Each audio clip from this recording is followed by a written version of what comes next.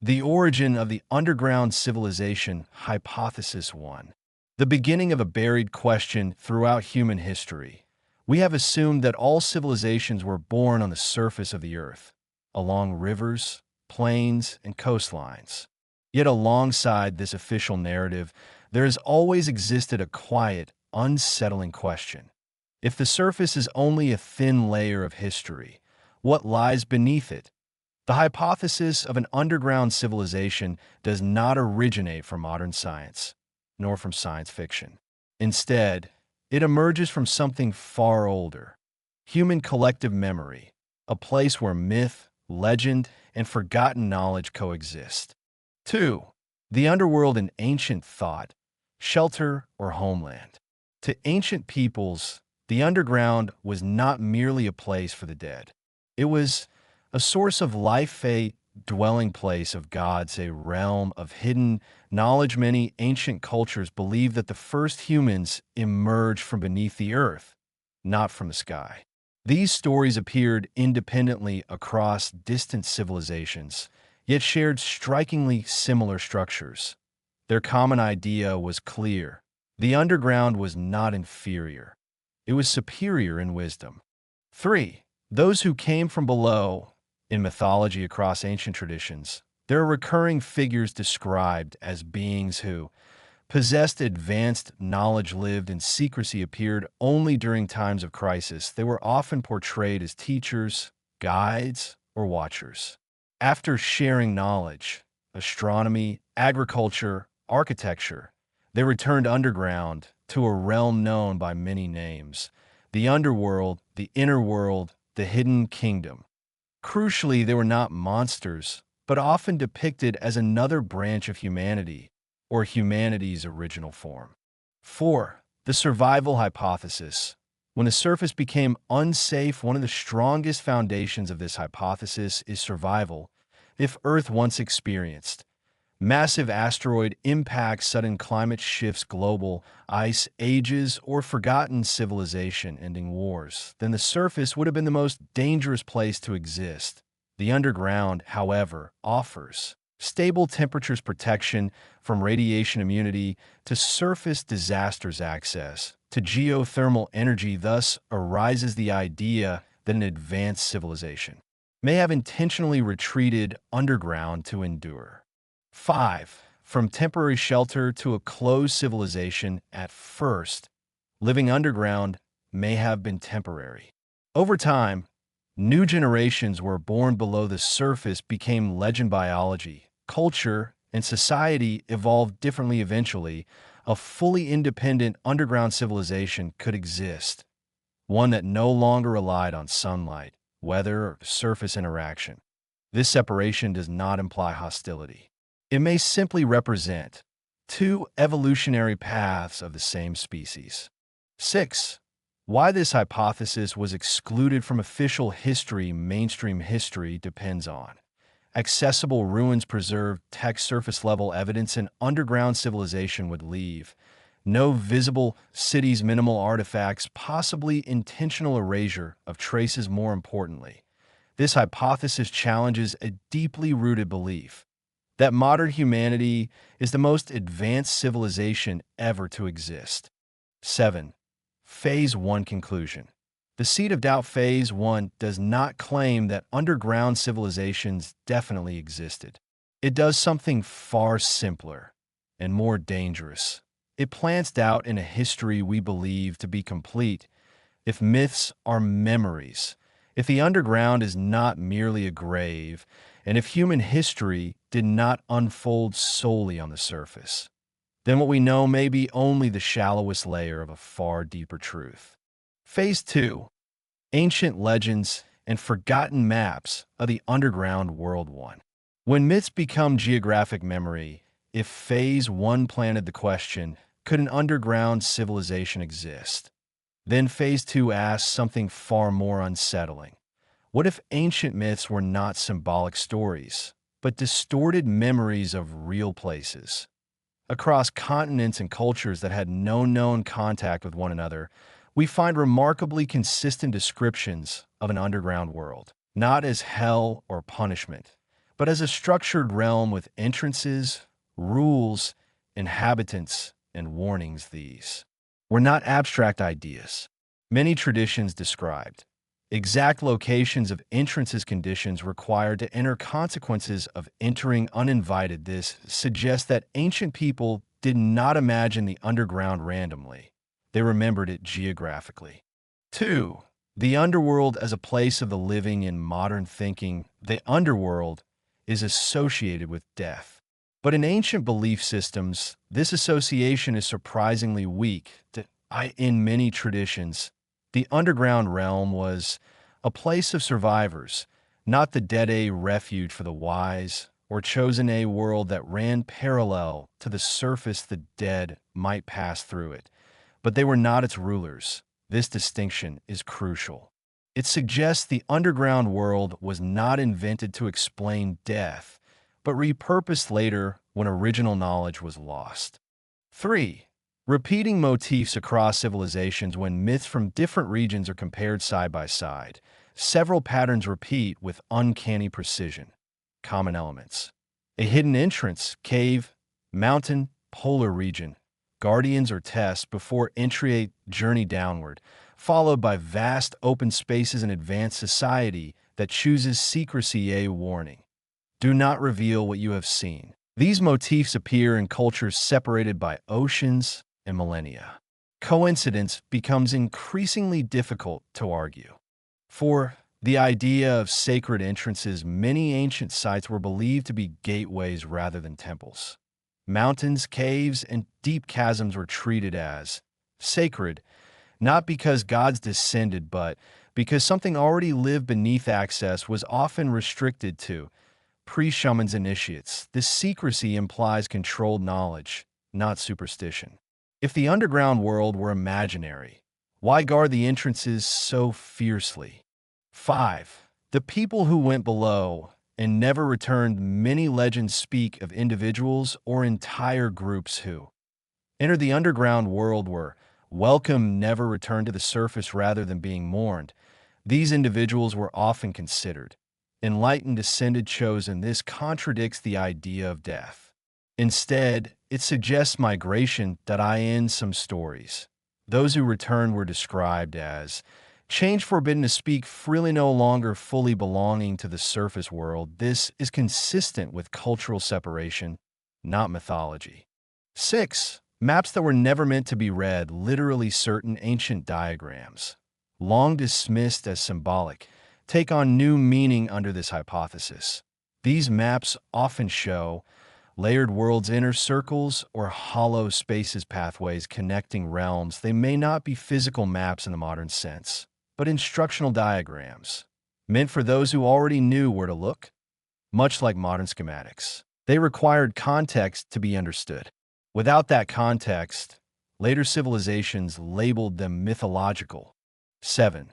The polar mystery. One of the most intriguing recurring themes is the idea that the poles of the Earth are gateways. Ancient traditions describe warm lands beyond frozen regions, eternal light within darkness, a central inner world accessible from the extremes. These descriptions contradict surface geography, but align eerily well with a subterranean interpretation. If the underground world were vast enough, polar access would make sense. Minimal human traffic, natural concealment, stable geological conditions. 8.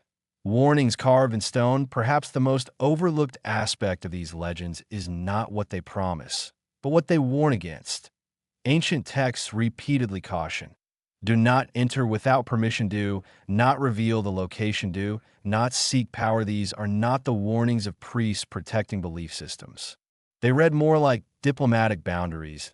If the underground civilization was not hostile, but did not want to be disturbed. 9. Why these stories survived when others vanished. Thousands of myths disappeared over time. Yet underground world legends survived across continents. Why? Because they were repeated, ritualized, embedded into religion and culture, not as fantasy, but as ancestral memory, stripped of its original context but preserved in narrative form. This suggests that the underground world was once important enough to remember, even when its meaning was no longer fully understood. 10. Phase 2 conclusion. Myth as a broken map. Phase 2 does not ask us to believe every legend literally. Instead, it invites a different question. What if myths are not lies, but maps with missing legends? If even a fraction of these stories reflect real encounters, then ancient people knew more about Earth than we assume. History was selectively preserved, and something beneath our feet was once common knowledge. The underground world, in this view, is not fiction. It is forgotten geography. Phase 3.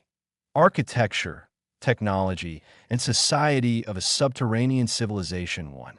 Rethinking civilization without the sun. Every surface civilization is shaped by the sun. Day and night govern labor, agriculture, religion, and time itself. A subterranean civilization, however, will be built on a radically different foundation. A world without sunrise does not measure time the same way. Without dependence on sunlight, society would organize around cycles of energy, not days, geothermal flow, biological rhythms, and engineered light. This single shift would transform architecture, psychology. 2. Architecture shaped by pressure, not weather. Surface architecture resists wind, rain, heat, and cold.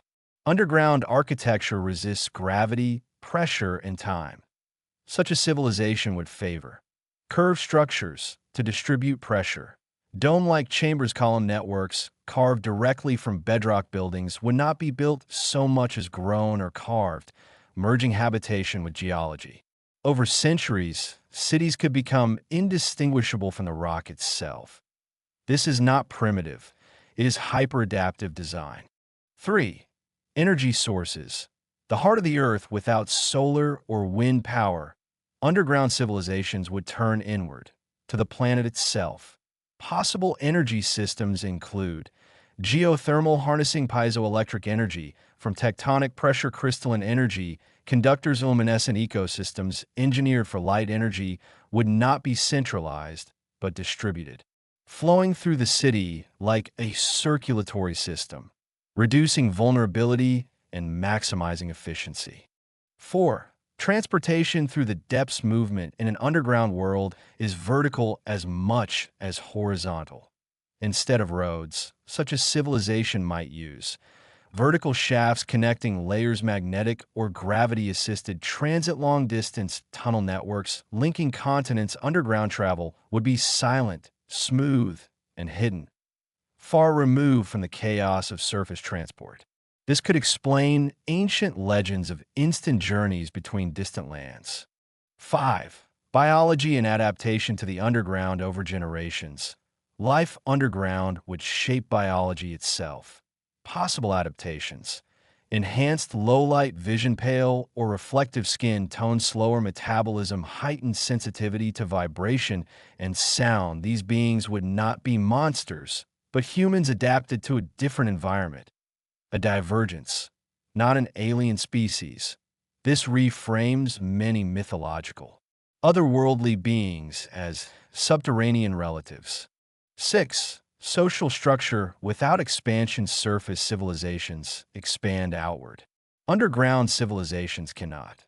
This constraint would produce strict population control, long-term planning over generations, minimal warfare. Conflict damages shared infrastructure. Status would not be based on land or wealth, but on knowledge, stewardship, contribution to system stability. This could explain why such a civilization would choose non-intervention rather than conquest. 7. Technology. Without industrial scars, a subterranean civilization cannot afford pollution. Technology would evolve toward silent mechanisms, recyclable materials, closed-loop ecosystems, minimal waste rather than visible machinery. Technology would be embedded, hidden within walls, floors, and structures, appearing almost magical to surface observers. 8. Knowledge as the highest resource. With limited space and no expansion, knowledge becomes the most valuable asset. Education would be universal, lifelong, deeply specialized. Records might be stored in Crystalline memory structures harmonic resonance, systems oral traditions, encoded in ritual. This aligns with myths describing underground beings as keepers of forbidden or ancient knowledge. 9. Why they would avoid the surface. From their perspective, surface civilization may appear unstable, violent, environmentally reckless intervention risks. Exposure, cultural contamination, conflict. Thus, secrecy becomes survival, not arrogance. They do not hide because they are weak, but because they have already endured collapse. 10. Phase 3 conclusion. A civilization that chose silence. Phase 3 does not describe fantasy architecture or speculative technology for spectacle. That IT presents a logical question. If such a civilization existed, would it look like this? And perhaps more importantly, if they survived by remaining hidden, would we ever be meant to find them? In this framework, underground civilizations are not myths. They are solutions to planetary survival, quietly waiting beneath our feet. Phase 4. Physical traces, forbidden zones, and places that should not exist. 1. When the ground refuses to explain itself, if Phase 3 asked how an underground civilization could exist, Phase 4 asks the most dangerous question of all. What if traces of it already exist, but we do not know how to interpret them? Across the world, there are underground structures whose scale, precision, and age challenge conventional explanations. They are not myths. They are physical spaces, measured, mapped, and photographed. Yet their purpose remains unresolved. Phase 4 is where hypothesis collides with geology, archaeology, and modern restriction. 2. Structures that defy the tools of their time. Some underground constructions raise an uncomfortable problem. They appear too large, too precise, or too complex for the technology attributed to their era. Common anomalies include perfectly smooth stone walls, deep underground tunnel networks stretching far beyond practical needs, right angles, and symmetry carved into solid bedrock. The deeper these structures go, the less logical their construction becomes. Using surface-level explanations, this does not prove an underground civilization, but it exposes gaps in the official narrative. 3. Depth as a boundary, not a limit. Most ancient underground sites stop at a certain depth, then abruptly continue downward through shafts, sealed passages, or collapse zones. This pattern suggests upper levels were accessible to surface humans, lower levels were not meant for them in some locations. The deeper layers appear intentionally blocked, concealed, or erased, as if depth itself marked a jurisdictional boundary. 4.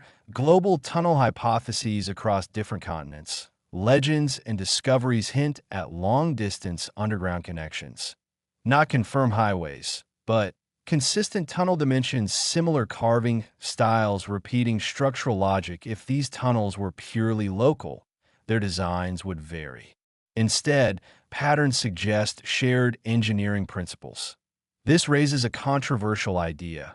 What if underground routes once connected distant regions, unseen by surface history? 5.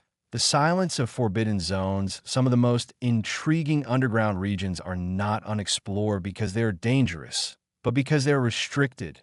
Characteristics of these zones: limited access without clear explanation, sudden classification, changes, minimal public documentation. In certain cases, exploration stops just as anomalies increase. This silence does not prove concealment, but demands scrutiny. 6. Anomalies that are quietly ignored. Phase 4 is not built on one dramatic discovery, but on patterns of avoidance. These include reports never followed up, discoveries reframed as ritual, without analysis, sites left unexcavated despite potential significant science advances by questioning anomalies, but history often advances by bypassing them. 7. Natural. Until it isn't, many underground features are dismissed as natural caves, until examined closely. Signs that challenge natural formation. Repeating geometric patterns, flat surfaces over long distances, sudden changes in direction. Nature creates chaos. Design creates intention. When chaos ends and pattern begins, questions must follow. 8. The problem of modern infrastructure. Ironically, modern construction has uncovered more underground anomalies than archaeology ever did. Subway systems, mining operations, and deep drilling projects have encountered unknown voids, hit unexpected structures, been abruptly rerouted. Often, these encounters are documented briefly, then disappear from public discussion. 9. Why definitive proof remains elusive if underground civilizations existed or still exist. Absence of proof may be intentional.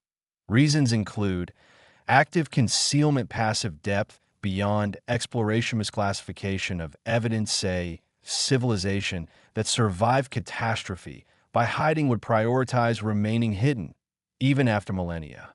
10. Phase 4 conclusion. Evidence without context. Phase 4 does not claim discovery. IT reveals something more unsettling. We may already be standing on evidence without the framework to recognize it. If underground civilizations once shaped parts of our world, their traces would not announce themselves. They would appear as engineering problems, geological anomalies, historical inconveniences, not as revelations. Until the right questions are asked, the ground will continue to keep its silence. Phase 5. Modern science, skepticism, and the edge of possibility. 1. When science says unlikely, not impossible. Phase 5 is where the underground civilization hypothesis faces its strongest opponent, modern science. But science does not speak in absolutes. It does not say, this cannot exist.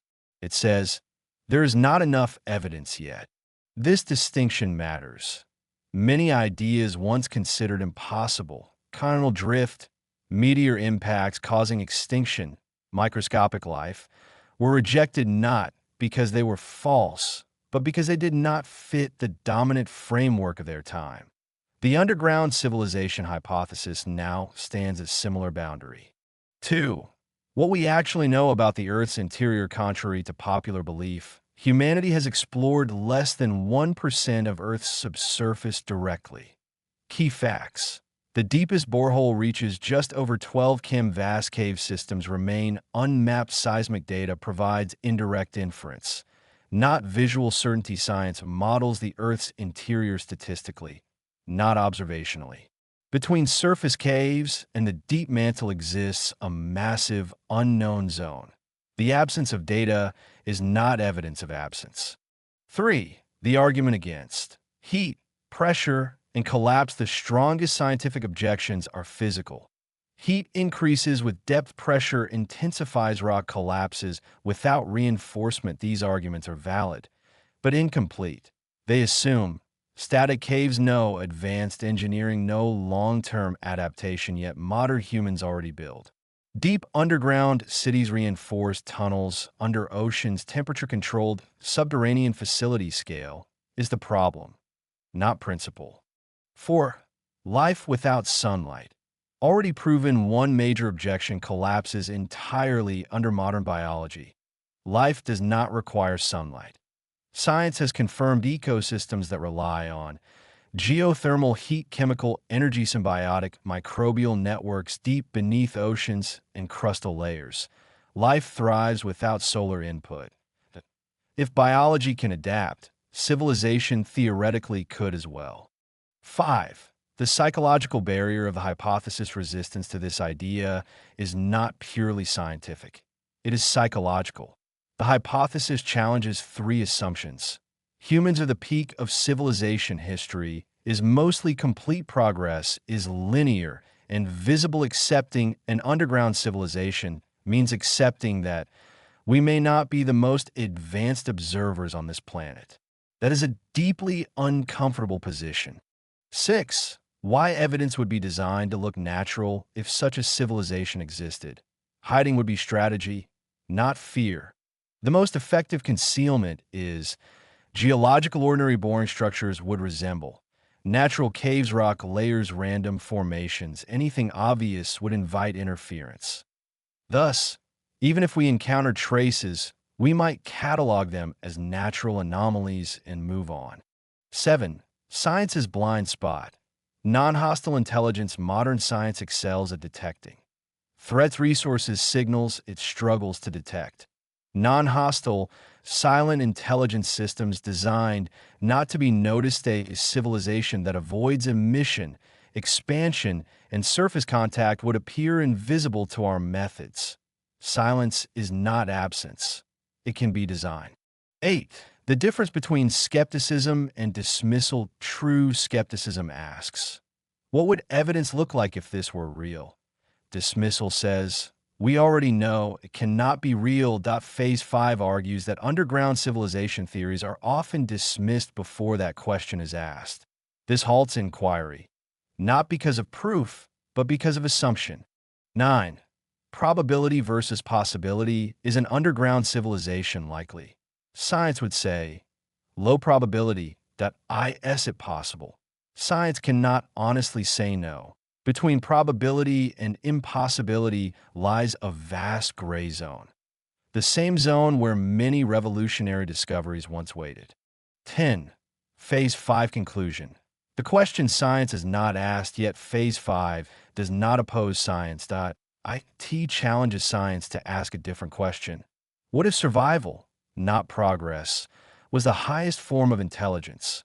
If a civilization chose silence, concealment, and equilibrium over dominance, it would leave behind almost nothing we are trained to recognize. And that may be why, after all this time, the hypothesis remains unresolved. Phase 6, philosophy, human meaning, and the final question 1. When discovery is no longer the goal, every great human journey ends not with an answer, but with a question about whether the answer should be sought at all. Phase 6 begins where curiosity reaches its limit. If underground civilizations exist, or once existed, then the true question is no longer, where are they? But, what does their silence say about us? Civilization, as we define it, equates progress with visibility. Expansion, monuments, conquest, noise. But silence can also be a form of intelligence. 2. Two definitions of advancement. Surface civilization advances by growth, speed, extraction, expansion.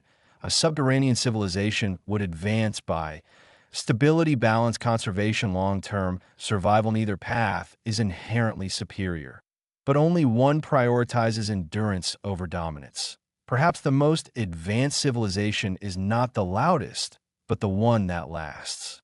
3. The ethics of contact. Human history shows a pattern. When a technologically superior culture encounters a less prepared one, destruction follows. If underground civilizations understand this pattern, non-contact becomes ethical restraint, not secrecy. Contact risks. Cultural collapse, power imbalance, and intended harm. Silence, then, may be an act of protection. Toward us, not them. 4. The observer effect of history. Knowledge changes behavior. If humanity were to confirm another advanced civilization beneath its feet, governments would militarize, corporations would exploit, religions would fracture, the underground world would become a resource, not a neighbor. Perhaps they understand what we do not. Some truths destabilize before they enlighten. 5. The meaning of forgotten knowledge. Throughout this series, one idea returns again and again. What we call myth may be memory. Not memory of gods, but memory of choices. Choices to go underground, preserve knowledge, avoid cycles of collapse. If so, then myths are not fantasies. They are warnings encoded in story. 6. What if we're the noisy phase? Civilizations may follow stages.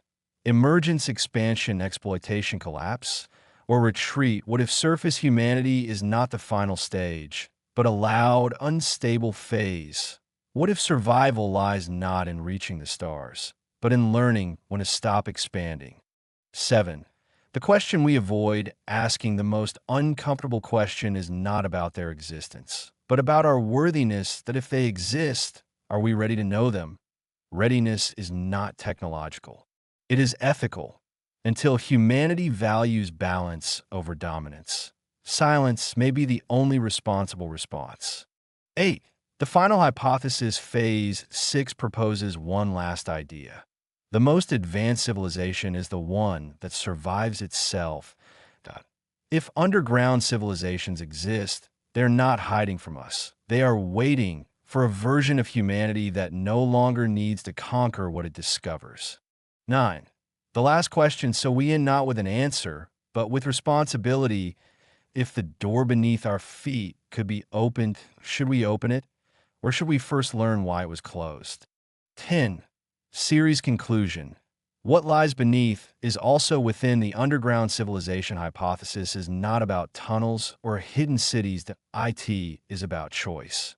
Whether civilizations choose noise or silence, expansion or balance, discovery or restraint, what lies beneath the earth may simply reflect what lies beneath our ambition. And perhaps the greatest discovery is not what is hidden, but why it remains hidden.